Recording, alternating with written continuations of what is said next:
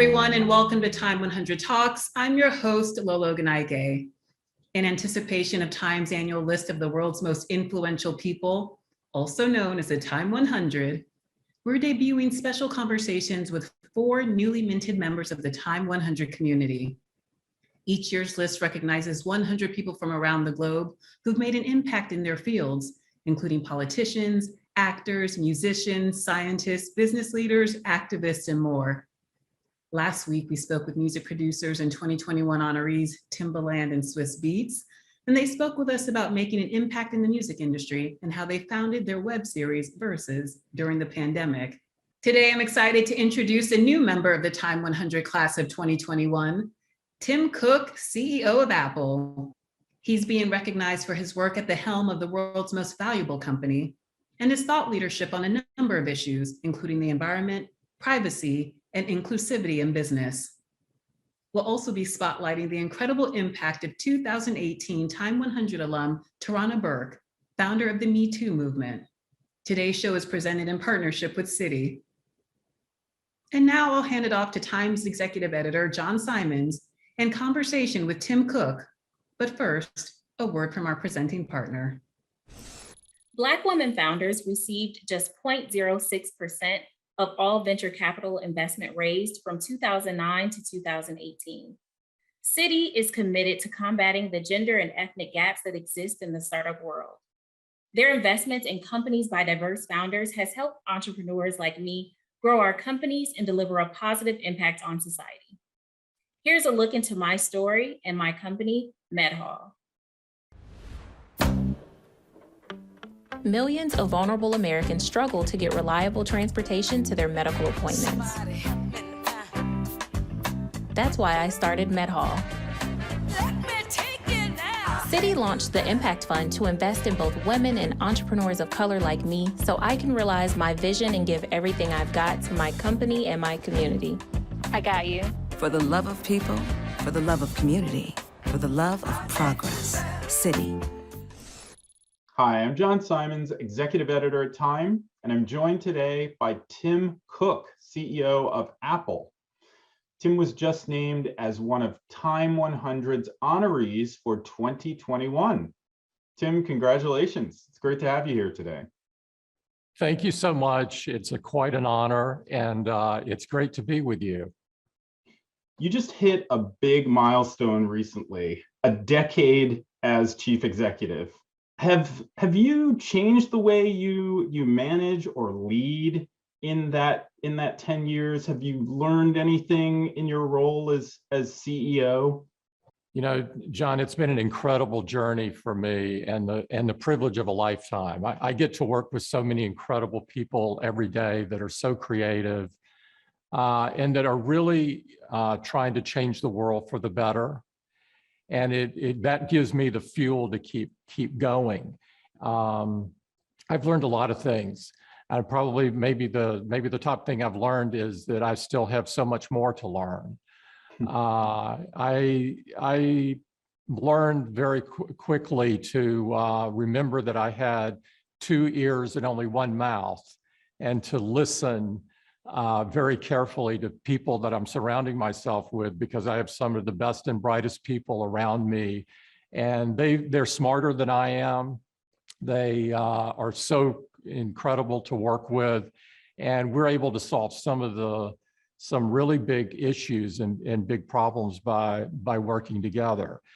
The pandemic itself in this last 18 months has taught me that we're not always in control of our destiny, and that we have to adapt and be flexible and agile and sort of move and learn very quickly. If you were to have told me 18 months ago that we would still be sitting here today, I would never have guessed all the things that we could have accomplished, or all the things we did accomplish over that course of time. And so that ability to adapt and be flexible and agile and change with the times have been incredible over this period of time. Tim, it's become very popular among CEOs and among companies to talk about something called shareholder capitalism, and that is companies sort of committing to doing better by their workers, by their customers, and by the environment. Apple has been sort of talking about these issues and been part of the conversation for a really long time. Do you think it's important now for companies and for business leaders to be upfront about where they stand on issues of political issues, social issues? Our values, John, are infused deeply into the company. And so as you point out, we've been talking about the environment for decades. Our goals have changed, and the activities have changed around those, and we they've gotten much bolder. But we've always cared deeply about the environment. We've always cared deeply about workers. We've set the highest standards for workers in our supply chain of anybody in the industry.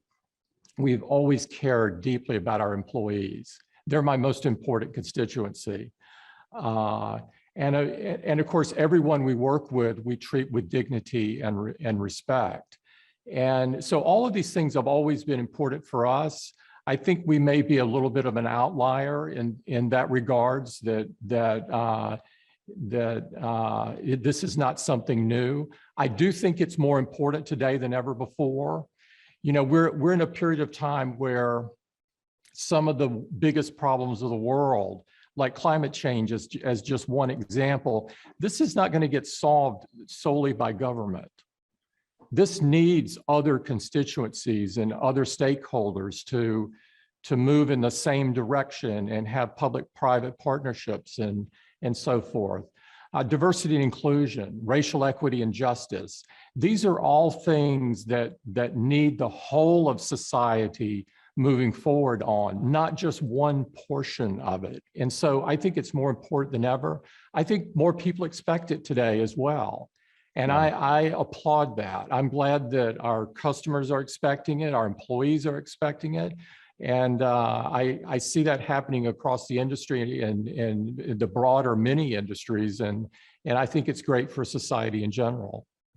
How do you make sure that Apple is at the forefront of sort of, the latest ideas in those areas and sort of, staying part of the public conversation on those topics?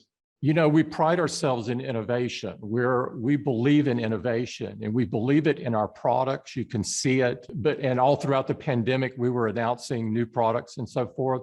But we believe we have to be as innovative in terms of how we bring our products to market as what the product is itself. And so we're always challenging ourselves to up our ante in environment. As just one example, if you kind of look at what our journey on environment, we started with eliminating toxics. Years later, we became we ran our company on 100% renewable energy, being carbon neutral as a company.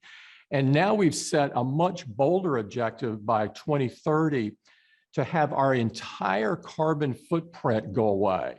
And so this is not only the part within our company, which we control today, but also our supply chain and also our product usage at our customers. And so this is an incredibly bold objective, and we evolve and set these more bold and ambitious objectives as time goes on. Where do you think this comes from, your sort of personal comfort level with espousing these issues and talking about this? This is not something you learned in business school, right? Yeah, you're exactly right. There was no course on this, at least at the time I was in business school. I'm not sure I can totally answer your question, but I think it's rooted in the way I was brought up, and the what I saw going on at the time that I was being brought up. Martin Luther King was killed in '68. I was 8 years old at the time.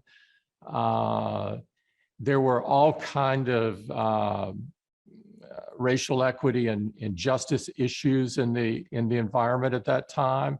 As I got older and understood the environmental issues, and today, you don't have to look beyond yesterday or the day before to see the latest storms and the latest floods and the devastation that it's causing. And it's causing it disproportionately to people in need. And so I think all of these things, and of course, my background as a gay American as well has a lot to do with that. And you sort of learn to speak up about these things. Yeah, that makes sense. That makes sense. Tim, I want to jump to a little bit of technology talk. And, Yes. Apple recently made privacy a big part of the sort of sales proposition for buying Apple's products. Why is this an important push? And should we expect to see more along these lines? Well, we believe, John, that privacy is a basic human right. And so it starts with that. It starts with our values and believing that. And we believe that privacy is one of the most consequential issues of our time. I mean, it's right up there near the top of the list of things. And we see every day people's privacy sort of being taken for granted and them losing control. And we're all about giving the user transparency and control.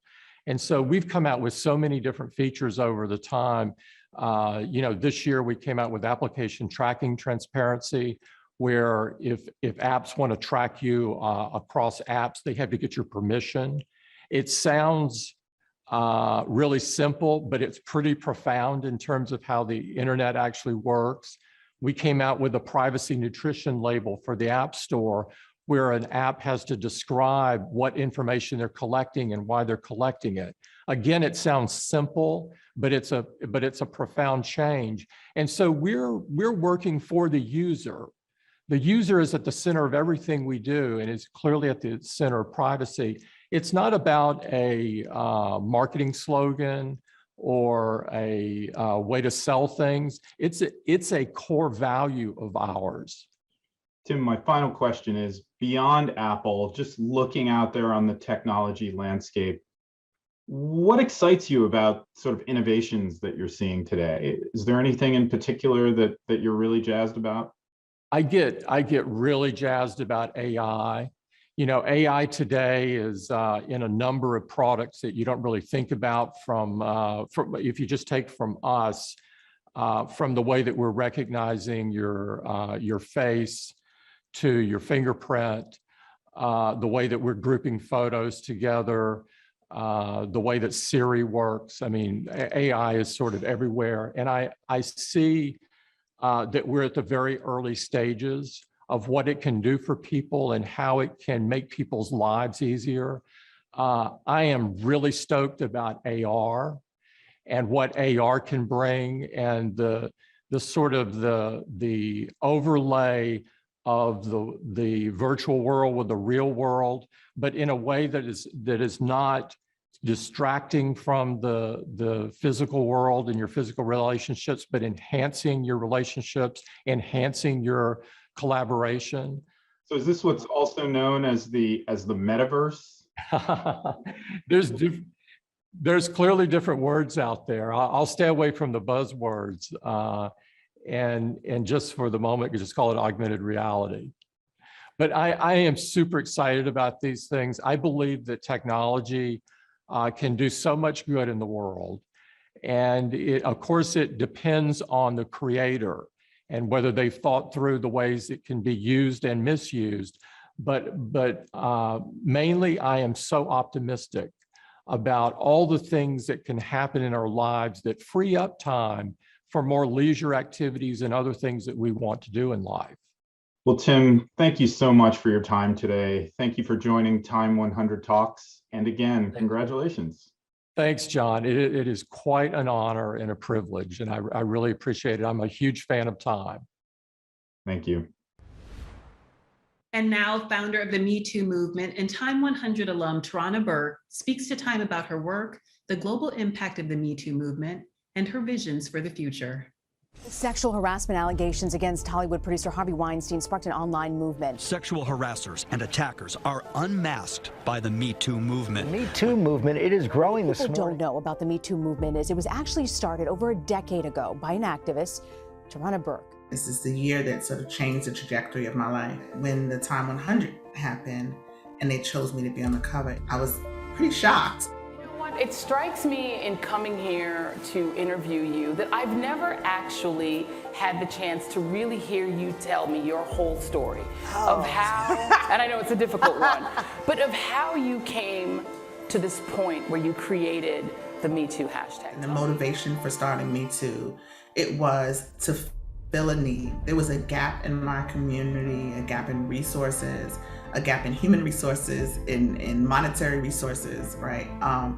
That spoke to the need that I saw, which was a need for healing and action. There was a need for somebody to speak healing over the lives of the young people who I was engaging with, who had experienced all of this trauma and had nobody to say the thing that I needed to hear at that age, which were things like, it's not your fault, and this doesn't define you. Also actually heard from Harvey Weinstein, who stood up and showed very little remorse in the comments that he made. He did say he had remorse for the women who accused him of these crimes, but he went on to say that he was the first in the Me Too movement and that he fears it led to thousands of men, in his words, not getting due process. The Harvey Weinstein case reverberated far beyond Hollywood because so many survivors were watching and waiting and wanting to see what was going to happen and what the verdict was. It wasn't about the verdict necessarily. It was about the trial and the process.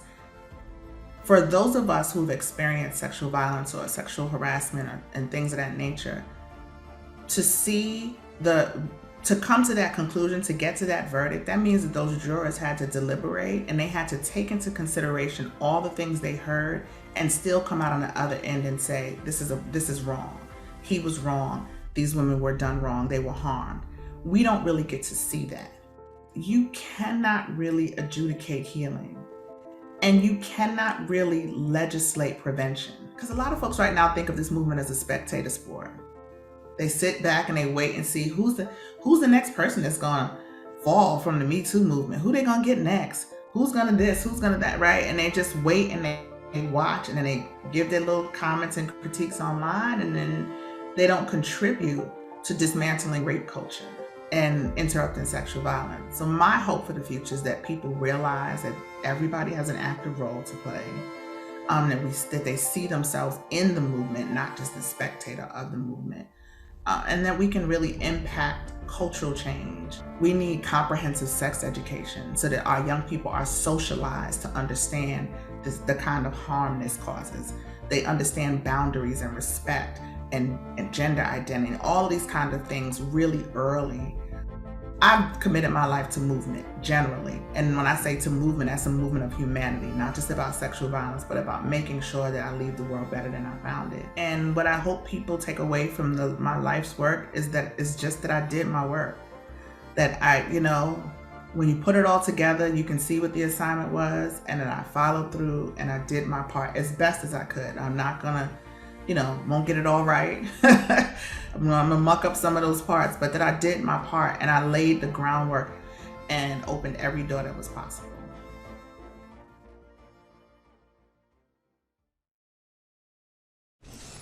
Thank you to all of today's guests, our Time contributors, and to you, our viewers, for watching today's episode of TIME100 Talks.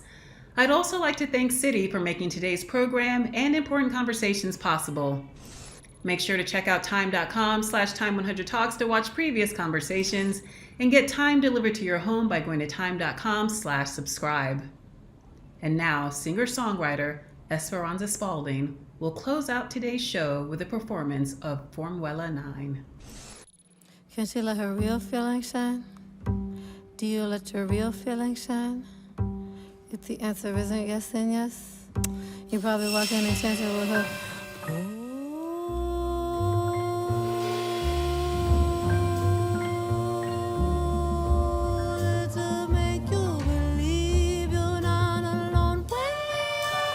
Connected by our alone. Don't trade the beauty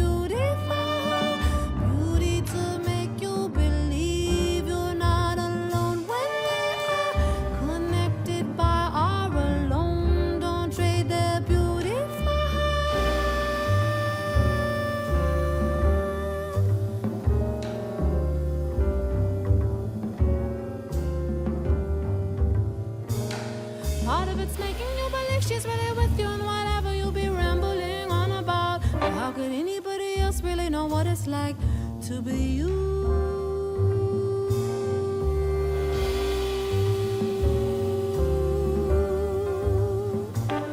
Of course you get hooked on the substitute for sanctity you never felt or treated yourself to. Then a body seeking power to feel safe and loved will use the tool you can make you believe you're on a throne when you are already, if you don't know by now, here where